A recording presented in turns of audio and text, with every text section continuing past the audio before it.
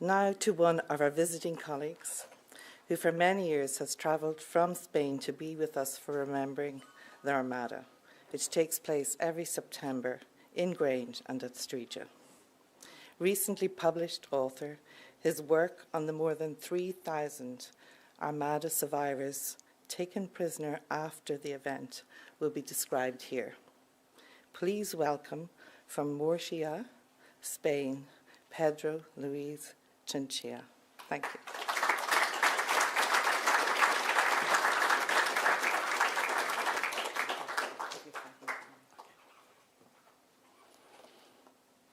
Okay, ladies and gentlemen, I greatly appreciate the invitation made by Spanish Armada Ireland, as well as the sponsor of this international event, to have the opportunity to present the results of our research in a forum of the scientific quality that we have been able to enjoy thus far. Perhaps you should forgive our audacity, because the research we are presenting has been done by an amateur author on the history of the Armada and not by a real academic historian. An amateur who has been disseminating the story of the Armada for 7 years now and has found a historiographical vacuum that he decided to fill in with his study, Spanish Armada Prisoners, published in Spanish by Penguin Random House in February of this year. It has made a great media and academic impact in Spain. To date, the studies of Spanish Armada of 1588 has been discussed in technical, political, strategical, or archaeological treatises, overlooking the ultimate fate of almost 3,000 who remain unaccounted for to date. Now, for the first time, our study not only rescues them from oblivion, but it also matches names and surnames to early 800 of them, the circumstances of their captures, the places they were held, and their ultimate fate in a story that highlights the human aspect and the saga created by these men at the service of the Spanish crown. Who they were, where they came from, their trades and occupations, their ages, what they looked like, relationships with family and friends, and even what they wore. With just one paper published on the prisoners from the Armada, published in 1988 by Dr. Paula Martin, and which referred to the prisoners captured from the Nuestra Señora del Rosario and San Pedro el Mayor, the rest of the literature, Spanish, Irish, and English, has not addressed this issue with the thoroughness necessary to shed light on it. So let's go know more about them. Freed, on the run, or slain in cold blood, relic documents will allow us to put names to many of these people and discover the calvary they were subject to, thus keeping alive their memories and legacies, slumbering on beaches or in houses, barns, castles, local legends, and, unfortunately, also in mass graves. The first mass arrest of sailors and sailors happened during the squadrons skirmishes which took place in the English Channel from 31st of July to the 8th of August 1588. When the Battle of Gravelinas was fought, and when Don Pedro de Valdez surrendered his galleon Nuestra Señora del Rosario to Francis Drake and the abandon of the San Salvador. Some days later, this list grew after the 5 ships' attacks against the Armada Incorrect in Calais from the 7th to the 8th August. The San Lorenzo, the San Mateo, the San Antonio de Padua, and the San Felipe sailing ships were seized by the Anglo-Dutch enemy forces. Later, as the Armada rounded the British islands on its returns to Spain, due to shipwrecks and unforeseen circumstances, at least 20 ships will increase the list of prisoners from the Armada. Now are 3,000. From the very beginning, the concern of Philip II and Duke of Parma regarding the rescue of castaways and prisoners was manifest. The number of notable surnames among them, in addition to the strictly humanitarian character of the king, great faith, immediately set into motion a large operation to search for English prisoners in Spanish jails that might be exchanged. Along with the discreet work of the espionage service, diplomatic channels were used to achieve the liberation of as many prisoners as possible. Meanwhile, unlike the events in Ireland with her subordinates, Fitzwilliam and Bingham, Elizabeth I did not show any special animosity toward Spanish prisoners in England. Although the majority did suffer a very harsh captivity in which they received just enough food to stay alive, the truth is that very few died during their confinement in England. The rescues paid for them were fair, so to speak, and the monarch even ended up showing some noble gesture towards them. For example, she allowed ships carrying Spanish soldiers and sailors to drop anchor in England upon their return to Spain after being shipwrecked and managing to reach Scotland. Moreover, when she learned of the tremendous repression to which her subordinates in Ireland were subjecting the prisoners from the Armada, she enacted a pardon for all the castaways who turned themselves into the authorities. 70 to 80 Spanish sailors and sailors accepted the offer.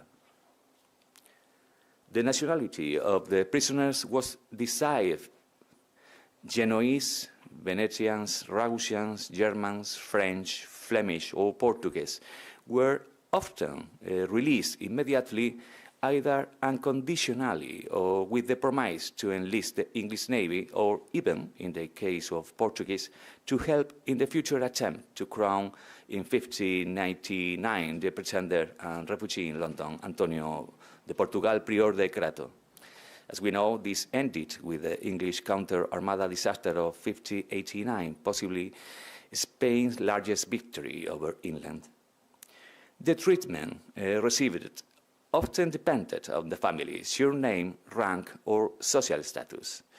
Although not widespread, prisoners considered leading men were able to bear their captivity far better than the poor sailors and sailors.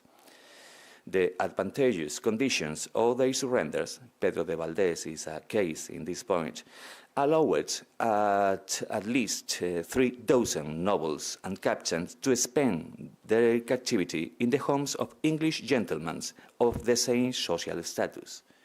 Consequently, in many cases, this created a personal attachment or at least mutual respect based on treating each other as equals. Every man has his price. What we need is to know what it is. This famous phrase, attributed to the 18th century French politician Joseph Fouché, could be perfectly applied to the ransoms offered or paid for each of the prisoners of the Armada. The price of freedom was varied as £10 for a soldier, or the 1,650 paid by Alonso de Luzon, the field master commanding the Tercio Militari until from Naples. As early the 2nd of October of 1588, Elizabeth I agreed to accept a ransom for ordinary prisoners of war. The payments was ordered to be made on the 2nd and 17th March 1589. May of that year, the English government has already accepted the amount required to release 500 men from Duke of Parma. It was set the equivalence of the 1590 pound on the current pound at about 270 euros. The ransoms of the vast majority of sailors and sailors cost Philip II covers some 8,700 euros per man. This sum included the price of his freedom plus that of his care while imprisoned. This latter amount made up the bulk of the total payment, as the care was set at 5 placas, about 2.75 euros for ordinary prisoners. With this same equivalence among pounds, the ransom of a leading man reached the current amount of up to €500,000, and along with the chain of some other prisoners. A case in point is Odette Delannoy, a French soldier, diplomat, and notable poet, exchanged for Diego de Pimentel and other important members of the Spanish nobility. At times, the usury of some English novels, as in the case of William Corney, led them to ask for up to 5 times the estimated value for each of their prisoners. This did nothing but desperately prolong the negotiations and therefore their captivity. In any event, and with the dramatic savagery of what had happened in Ireland and some occasional cases, the release of many soldiers and sailors occurred relatively quickly and without excessive difficulties. Today, standing before this forum in Ireland, I will focus on what happened in this territory when up to 1,650 crewmen were taken prisoners for 20 documented vessels. One of them was a ship that historian has given up, lost in some undetermined place, probably the Hebrides, the hulk Santa Barbara.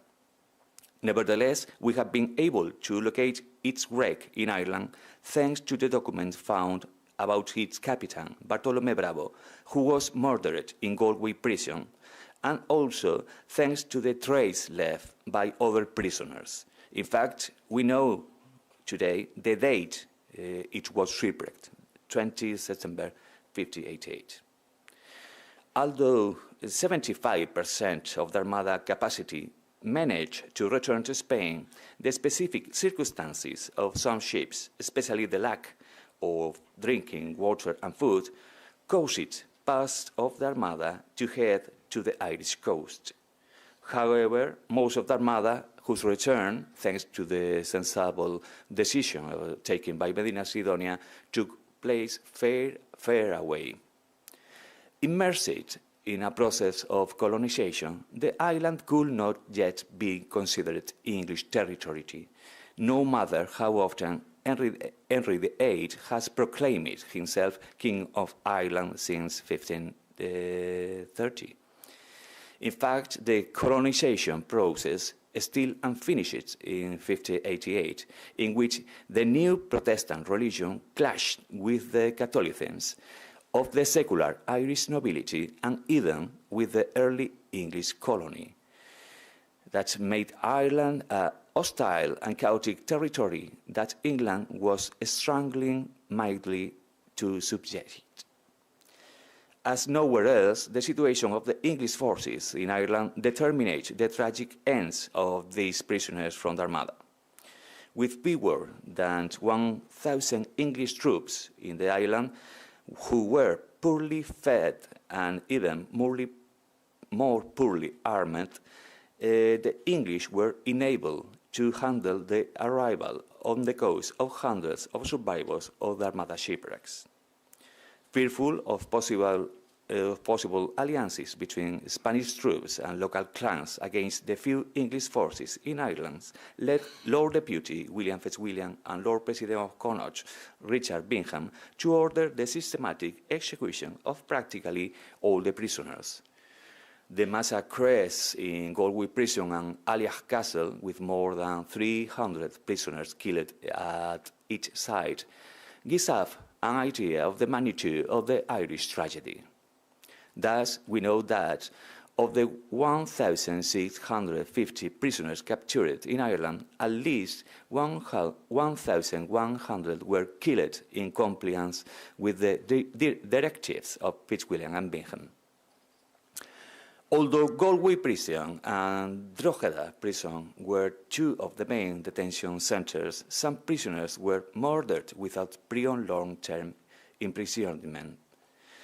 This is what happened with approximately 70 men from the San Esteban and San Marcos who were murdered not in Knocknacroy at the Spanish Point, but almost certainly in Dunagor, some 20 kilometers north, or the 90 men from the San Nicolas Brodanelli. This also was the case with the 80 men from the Ciervo Volante murdered by a Scottish mercenary at the order of William Burke. The 100 members of the Grand Green killed by Iogan, Duachedara O'Mail, and most importantly, the dramatic case of the 300 men from La Trinidad Valencera, murdered by a battalion of Englishmen and Irish mercenaries led by Richard and Henry Hovenden after having surrendered when caught on their way to Alia Castle. This castle was home to Concuba or Daimnig, a Catholic bishop who rendered aid to the 150 survivors of the massacre. Martyred for his faith in 1611, he was beatified in 1992. Let us stop with the events in Streedagh. Although most historians believe that the date of the shipwrecks to be 25th of September or 21, the written testimony of a survivor, the soldier Diego Lopez, places it on 20th on the same month. Suddenly, a great storm appeared and swept through the three ships, which seemed to him to have more than 1,300 men, on which only 300 would be saved, and thus did happen it the eve of St. Matthew, 20th September. 1,000 men captured were hung either in the abandoned monastery Stad Abbey or in the church in Hahamlish. Another 100 were killed in the immediate vicinity. Of another group of 11 men, 8 were eliminated and 3 managed to escape. George Bingham, Richard Bingham brother, worked meticulously and with great ruthlessness. Special mention should be made to the men who, having been captured by the English, were able to return to Spain. If all the existing literature to date has accepted that practically the 100 to 300 survivors of these 3 shipwrecks were murdered, except for the few who managed to escape via Scotland or the men who preferred to remain on the island protected by an Irish clan, such as Pedro Blanco from the Juliana, Bartolomé Rodríguez, Juan de la Cruz, Juan Pérez Cebada, and Anton Montesinos from the Labia. One thing is certain: we have new information that has allowed us to shed light on this aspect. The only 3 prisoners captured and returning to Spain, of whom we know so far, were the Venice-born Manuel Orlando, captain of the Labia, and his scribe, whose name we don't know, along with the Ragusian Vicenzo de Juan Bartoli, the captain of the Santa Maria Division. These 3 prisoners had been transferred from Ireland to England to Bridewell Prison in London, where they were released by ransoms on credit, that is, not paid in cash before the release. Our research has allowed us to expand this very small number of 3 prisoners from the Labia, the Santa Maria Division, and the Juliana. So now we know 15 captives who were, until now, totally unknown to us. With this information, it can be said that, although few in number, the English did indeed take prisoners of war when these 3 vessels shipwrecked.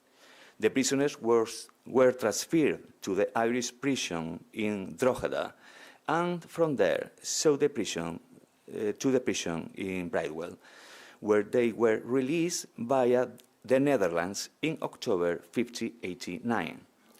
The usual ransom was paid for all, except for the soldier from Tarragona, Felipe Valdeira, who paid a higher amount, which we don't know, for his freedom.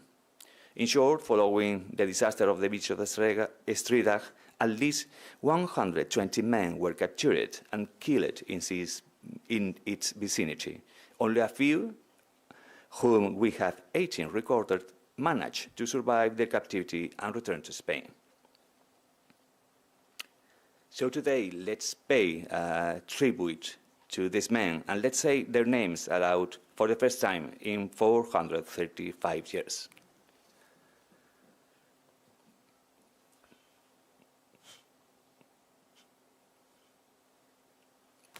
Sorry. From the Santa Maria de Ison, Pedro Ramirez, son of Juan, native of Valladolid, missing left eye, soldier, 26 years old. Alonso Martín, son of Pedro, native of Illescas, soldier, 25 years old. Miguel Sánchez, father of the same name, native of Caso del Río, Córdoba, with a big...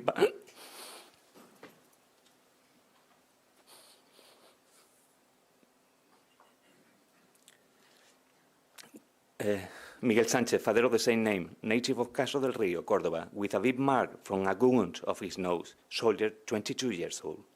From the Labia, Gonzalo Martín, son of Jerónimo García, native of Rota, Cádiz, well-built, dark-skinned, no apparent marks, soldier, 25 years old.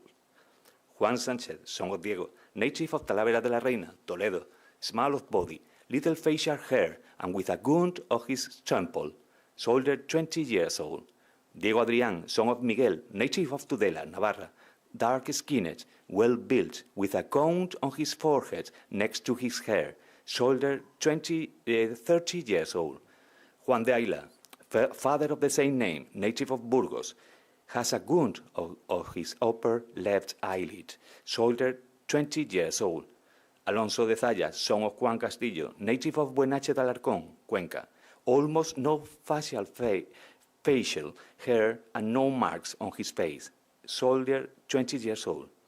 Hermé, native of the Netherlands, son of Hans, little facial hair and good-looking, 22 years old. Felipe Valdiera, father of the same name, native of Tarragona, Blackbird, soldier, 33 years old. From the Juliana, Pedro Rivadeneira, son of Francisco, native of Lugo, small and little facial hair, soldier, 20 years old.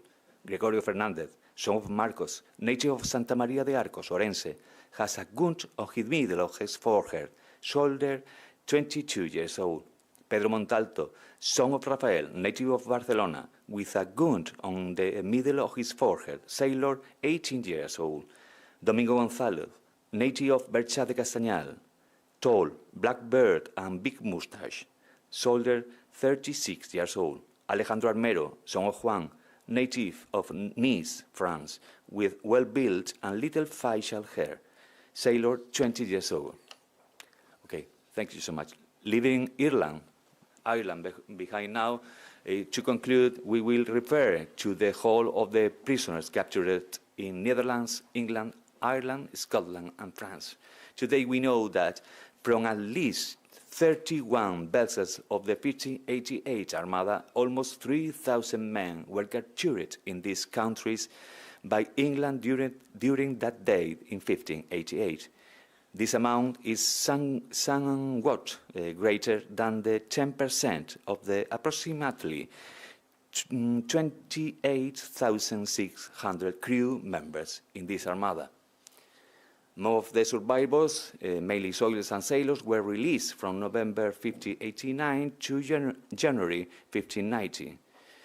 Those being held that we considered of higher quality, the fewest in number, were released as negotiation advanced for the ransoms between April 1591, December of 1592, and February 1593.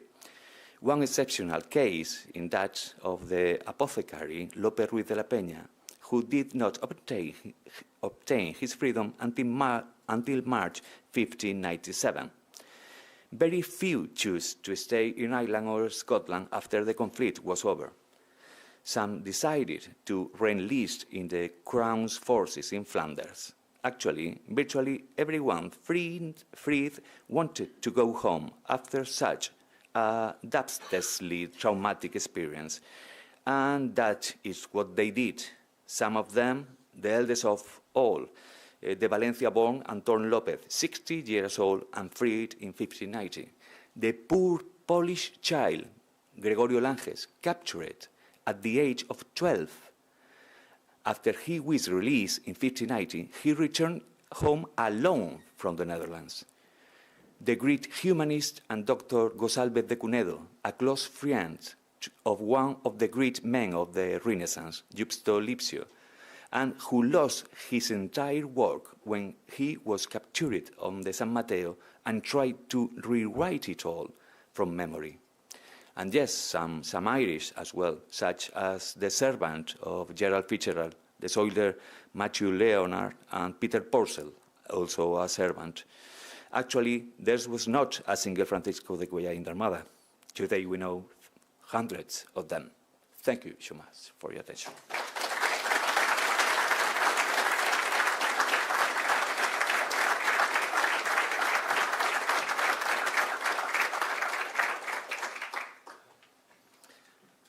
Thank you, Pedro, for your presentation. And it's, I suppose it just goes to show just what an emotional issue this is, not only for Spanish people, for Irish people as well. It's a complex history, as we all know, and it's wonderful to hear the names of those soldiers and sailors being mentioned for the first time here this morning. Thank you, Pedro. So we're going to take a coffee break now. Afterwards, we have 3 more presentations. We're going to hear from Pranny Rattigan, who's going to describe the food, or the absence of food, possibly, that led to a lot of the challenges and the health issues that the returning Spanish sailors had on board the Armada ships. We're also going to hear from Dr. Declan Downey, who's going to put a sort of a modern, who's going to frame the Armada in a more modern context in light of current conflicts around the world. And we're also going to hear from 2 members of the Spanish Ministry of Culture, Carmen Cabrera and Paloma Sanchez, who are going to describe Spanish underwater cultural heritage and plans for the future. It was mentioned by all 3 speakers this morning, you know, Streedagh has been central to all of the discussions so far. The delegates, just to fill you in on a little bit of what's going to happen later on. So after lunch, we're all going to, the delegates are going to get on the bus and we're going to go to Streedagh and we're going to visit the sites and we're going to look at the locations on a much more benign day than what happened in September 1588. But that'll give us a real sort of context and touch and feel for how the Armada story has unfolded and continues to unfold. So a coffee break. During the coffee break, we'll give you a couple of minutes just to get yourself settled in. It's all self-service, unfortunately, up there at the top table. So the people on that side got the right seats. So coffee, tea and biscuits. We're going to give you a couple of minutes to settle in. And then, as was mentioned by Finbar, we have a wonderful diorama which was built specifically for the conference here, which you're welcome to go up and have a little look at as well, which is an artistic impression of the wreck site at Streedagh. It was built by Nathan Wheeler and Dave Flynn, 2 artists from Dublin who I'm delighted to say are here today. And they're going to, if people are interested and they want to find out a little bit more about how this whole process took place and how they managed to create such a wonderful installation, they'll be chatting to people there in a few minutes. So we'll take maybe 20 minutes for coffee and we'll be back with the next presentations then. Thank you.